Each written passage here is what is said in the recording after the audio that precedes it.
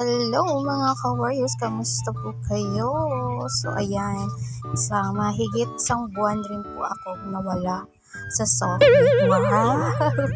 Ako po ay naging busy at ayan, nakikita niyo po kung anong ginagawa ko. Ako po ay nagko-cross stitch, ayan.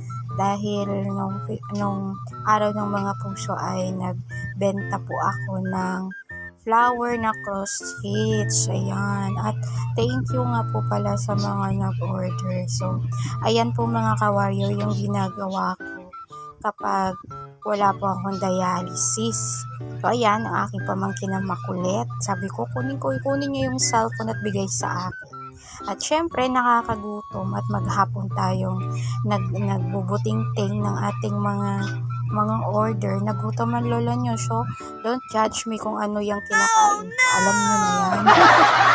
Pero hindi naman po palagi yan. Hindi po yan araw-araw ha. Minsan lang po yan. Kaya sa mga nagda-dialysis, huwag nyo akong gayahin. Hindi, okay lang naman yan. Basta wag palagi.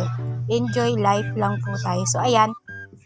May nagawa na po akong damit. So, ayan, ang cute niya lang. So, isukat ko at pakita ko sa inyo. Yan.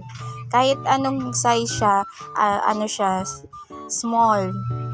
Kasya siya sa small. Pero pag medium ka at hindi naman ganun kalaki, pwede yan. So, ano kaya mas bagay na flower dyan?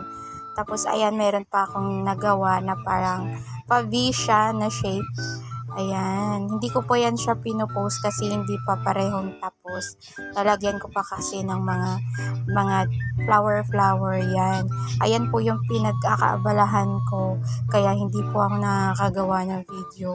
May mga video po akong ginawa pero hindi ko rin po na-edit kasi busy nga po ako magawa ng mga na-order. Kaya mahigit isang buwan wala po akong upload. Kaya ayan, bagsak ang aking dashboard. Kaya okay lang yon, bawi tayo next month, diba? So, ayan, may flower tayo. Ayan yung mga nagawa ko.